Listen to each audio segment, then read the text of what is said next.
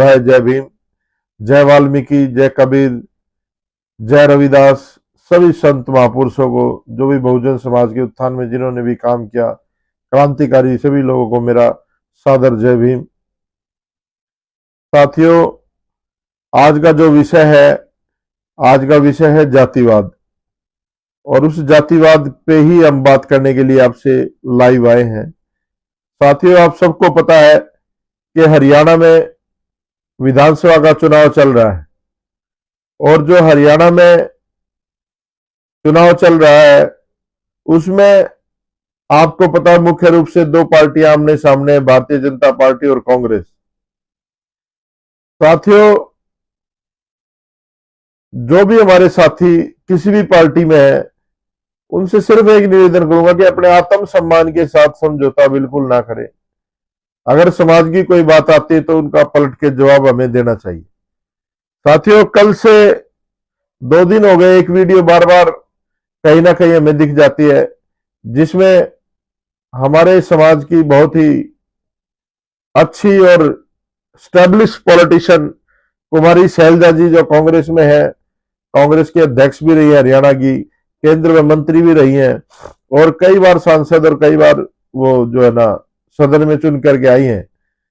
और उनके लिए हुड्डा समर्थकों के द्वारा जो जाट समाज से हमारे साथी थे जिन्होंने अपने बारे में बताया, उन्होंने माननीय कुमारी शैलजा जी के लिए बहुत ही अपशब्दों का इस्तेमाल किया। उन्होंने उनको चमारी कह करके संबोधित किया कि हुड्डा ने चमारी का इलाज कर दिया, अब इस चमारी का इलाज करना है।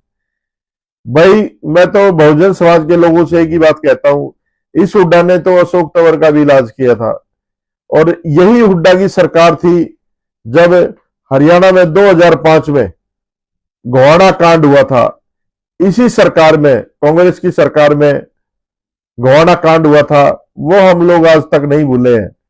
और मैं धन्यवाद भी करता हूं देश के प्रधानमंत्री का, उन्होंने कल कुरुक्षेत्र की रैली में दलितों को बताया और याद भी दिलाया कि भाई हुड्डा की सरकार में, कांग्रेस की सरकार में 2005 में गोहाना में गरीबों के, दलितों के घर जलाए गए थे।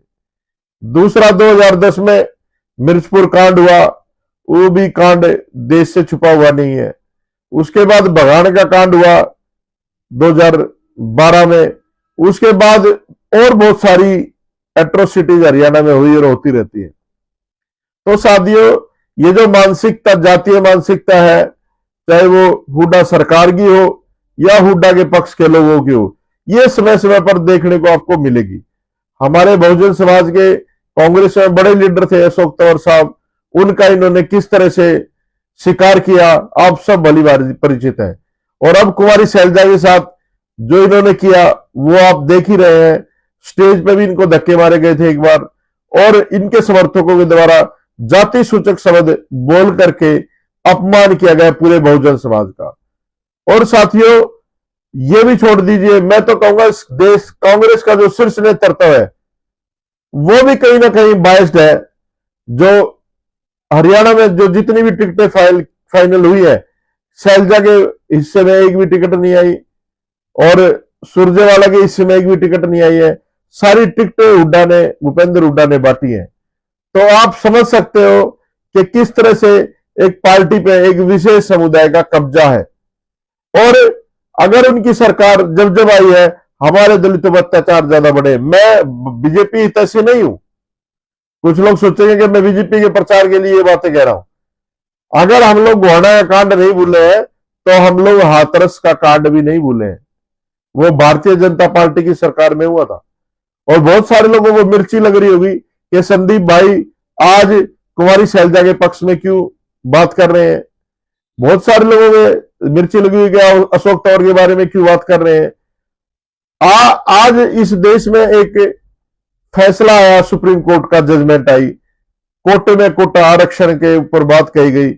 अरे वो हमारे घर की लड़ाई है, हम आपस में बैठ के तय कर लेंगे। लेकिन अगर हमारे बहुजन समाज के जितने भी लीडर हैं, वो चाहे चमार बिरादरी से हो, चाहे वाल्मीकि बिरादरी से हो, चाहे मेघवाल हो, किसी भी बिरादरी से हो, अगर उनके मान सम्मान से उनकी जातियों को लेकर के उनके ऊपर गंदे शब्दों का इस्तेमाल किया जाएगा, तो हम लोग एकजुट होकर के अपने समाज के साथ खड़े हैं और हम लोग शैलजा से दूर नहीं है, अशोक तंवर से दूर नहीं है। हमारी जो लड़ाई है वो पूरी मनुवादी व्यवस्था से है।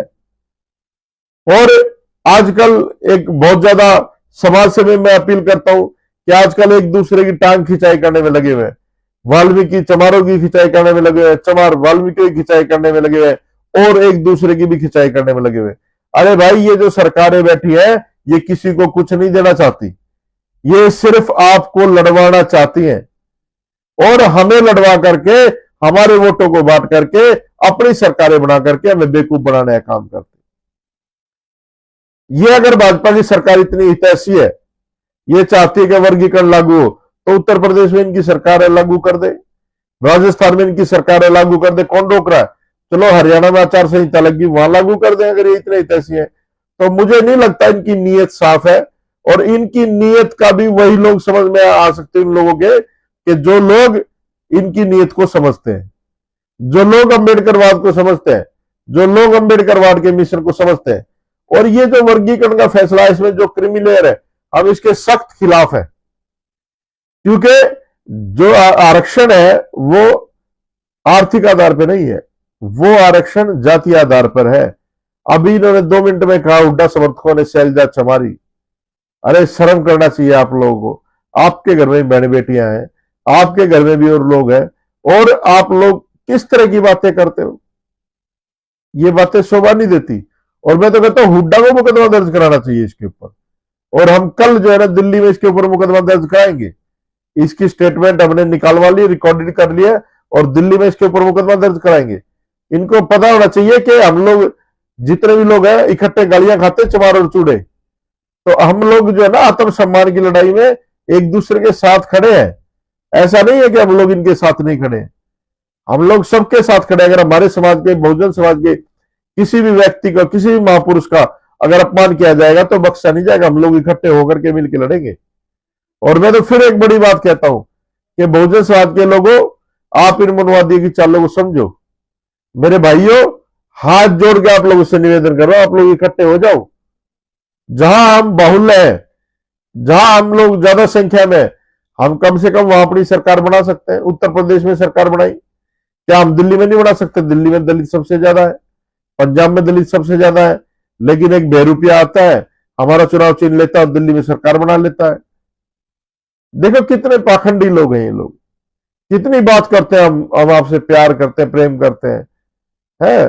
तो ये ऐसा कुछ नहीं है, ये लोग दिखावे का प्यार प्यार प्रेम करते हैं। ये लोग हमें देख के खुश नहीं है। आप लोगों से मैं फिर निवेदन करता हूं कि आप लोग समय रहते समझ जाओ, समय रहते संभल जाओ। कुछ लोग जागरूक हुए हैं, कुछ लोग जागरूक हुए हैं, कुछ लोग संपन्न हुए हैं जो लड़ाई लड़ रहे हैं। लेकिन आज भी अगर देश की संसद की उद्घाटन की बात हम करते हैं तो उसमें द्रौपदी मुर्मू को नहीं बुलाया जाता, देश की राष्ट्रपति को नहीं बुलाया जाता। रामनाथ कोविंद देश का प्रधानमंत्री, राष्ट्रपति, उसको मंदिर में पूजा नहीं करने दी जाती।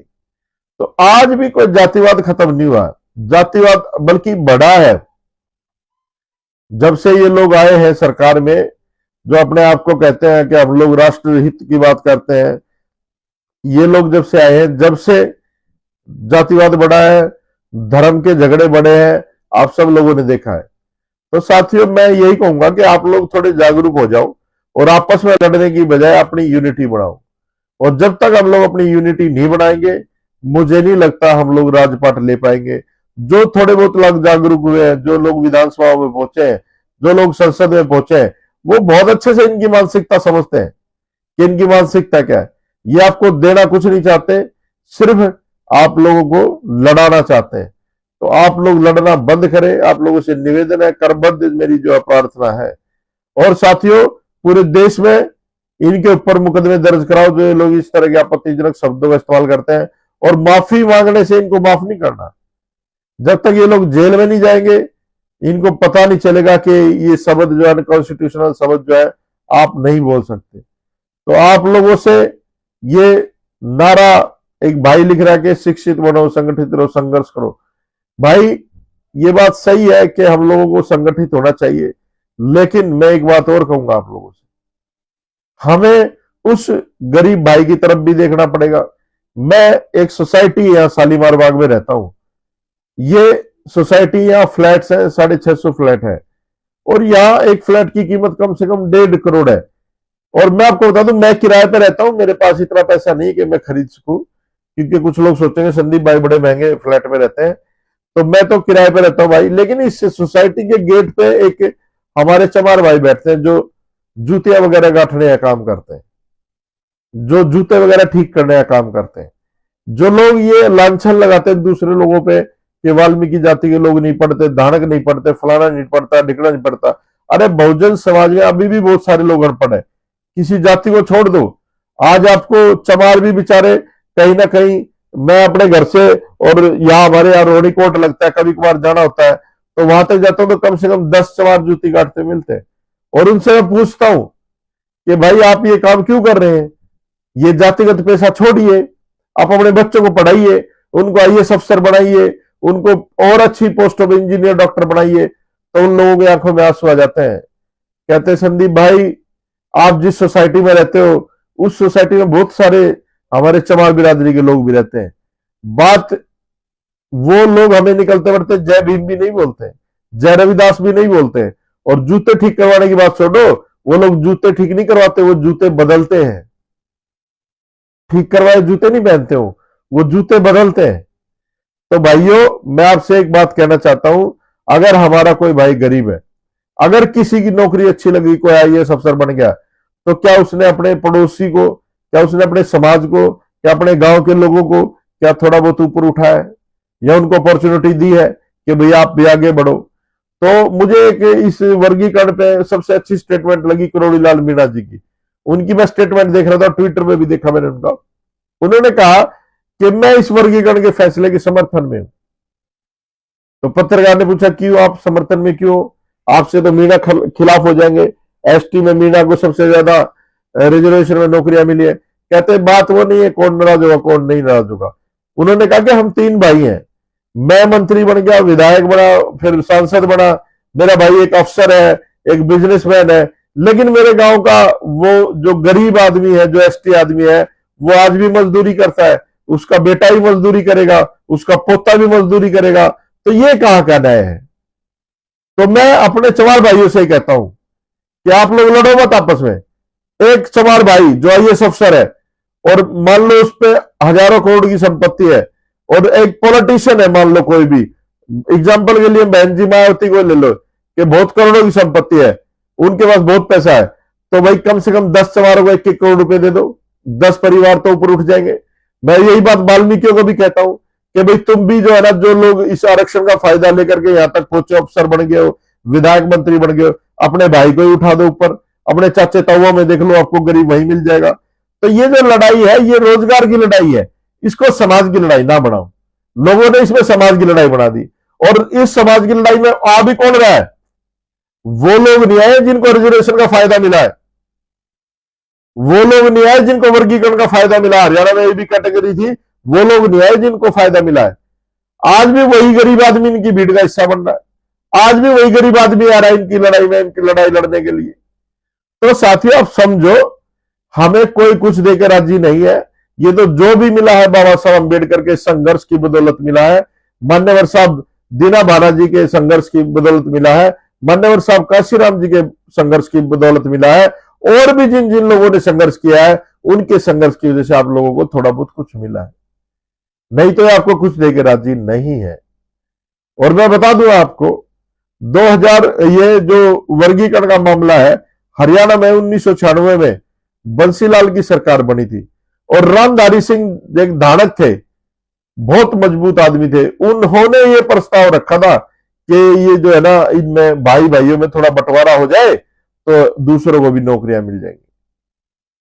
उसके बाद ये चौटाला साहब ने भी लागू रखा। फिर जब कुमारी शैलजा और हुड्डा की सरकार बनी, तो इसी शैलजा ने, जिसके आज हम सम्मान के लिए लड़ रहे हैं, इसी शैलजा ने वो खत्म करवाने का काम किया था। तो भाई हम लोग अगर कोई गलत करता है तो हम उसके साथ नहीं है, लेकिन हमारे आदमी के साथ कोई अभद्र टिप्पणी करेगा, हमारे आदमी को कोई गलत भाषा इस्तेमाल करेगा, जाति सूचक शब्द इस्तेमाल करेगा, तो हम लोग अपने आदमी के साथ खड़े। तो साथियों आपसे निवेदन है, पूरे देश में इन लोगों के ऊपर मुकदमे दर्ज कराओ जो इस तरह की भाषा इस्तेमाल करते हैं, और इनकी जमानत भी नहीं होने देंगे हम लोग। कल मैं भी इन पे के ऊपर मुकदमा दर्ज कराऊंगा, इनकी क्लिप वगैरह निकाल रहा हूं, इनके ऊपर मुकदमा दर्ज कराऊंगा। तो मैं आपसे फिर निवेदन करता हूं कि हमारा तो झाड़ झाड़ बैरी है भाई, वो हरियाणा में कहावत है, ठीक है। हमें कोई देख करके खुश नहीं है, चाहे हम प्रधानमंत्री बन जाए, चाहे मुख्यमंत्री बन जाए, चाहे हम राष्ट्रपति बन जाए। मुझे आज भी गेस्ट हाउस कांड याद है, बहन जी के साथ, मायावती जी के साथ जो बदतमीजी वहां पर हुई थी, है ना। तो आप लोग समझो ये सारी चीजें हमारे खिलाफ है। और एक और सूचना आप लोगों को दे दूं, हो सकता कुछ लोगों को नहीं पता हो, हमारे ऊपर भी इन लोगों ने, Kejriwal and Congress and BJP, ये सारे लोगों ने एक षड्यंत्र करके हमारे ऊपर एक मुकदमा दर्ज करवाया था। एक महिला के द्वारा मुकदमा दर्ज किया गया था 2016 में, और उस मुकदमे में हम लोग 11 तारीख को, ये जो 11 तारीख गई है, इसमें बाइज्जत बरी हुई है, बहुत ज्यादा झाड़ मारी है जज ने पुलिस के ऊपर और डिपार्टमेंट के ऊपर कि तुम लोगों ने एक झूठा केस बना करके एक बच्चे के भविष्य के साथ खिलवाड़ किया, और 9 साल ये जो संघर्ष हुआ इसमें आप लोगों ने उसके फ्यूचर को खत्म कर दिया। और भाइयों, इस 9 साल में मैंने जो खोया है वो मैं कभी जिंदगी में, इनरिपेयरेबल लॉस है। मेरे माँ बाप दोनों हार्ट अटैक से मर गए, मेरा बेटा 2 महीने का था, मेरी वाइफ कभी उसको जेल में मेरे से मिलने आती थी, उसको लेके आती थी, कभी कोर्ट के धक्के खाती थी, कभी सोसाइटी के लोगों को जवाब देती थी, और फिर जाकर के अपने आप को भी समझाती थी। और आज मैं बाइज्जत बरी हुआ हूं, तो आज कोई न्यूज चैनल नहीं दिखा रहा। सबने उस टाइम पे उछल उछल के दिखा था कि जैसे मैं, इन्होंने एक अपराधी घोषित कर दिया था न्यूज चैनल्स ने। आज कोई नहीं दिखा रहा, क्योंकि ये हमारे लोगों का चरित्र हरण करने के लिए ही काम करते हैं, उनकी निर्दोषता को ये लोग नहीं दिखाते। तो साथियों, आप लोगों से अपील है कि अपने लोगों के साथ खड़े हुआ। देवेंद्र मास्टर जी हमारे गांव से हैं, बड़े ही अच्छे इंसान हैं, वो भी जुड़ गए हैं। हर जाति बिरादरी में अच्छे बुरे लोग होते हैं, कोई भी समुदाय खराब नहीं होता। मैं फिर कहता हूं, मेरे साथ एक लड़का रहता है विनोद कौशिक, वो मेरी हर तारीख पे आता है, हमेशा मेरे साथ रहता है। कभी उस बंदे ने ये भी नहीं कहा कि संदीप भाई चाय तक पिला दो, तनख्वाह तो बहुत दूर की बात है। तो साथियों, हमें किसी जाति से कोई बैर नहीं है, हमें किसी धर्म से कोई बैर नहीं है, हमें किसी व्यक्ति से कोई बैर नहीं है, लेकिन भाई हम अपने आत्म सम्मान के साथ खिलवाड़ नहीं होने देंगे। हमारे समाज का हर एक व्यक्ति हमारे लिए आदरणीय है। तो साथियों, आप लोग भी ज्यादा से ज्यादा फेसबुक वगैरह पे इन बातों को डालो और अपने समाज के लोगों के साथ खड़े रहो। जय भीम, जय भारत, जय काशीराम, जय वाल्मीकि, जय रविदास, जय कबीर साहब, जय दीनवाना वाल्मीकि। सभी साथियों को जय भीम, नमो बुद्धाय।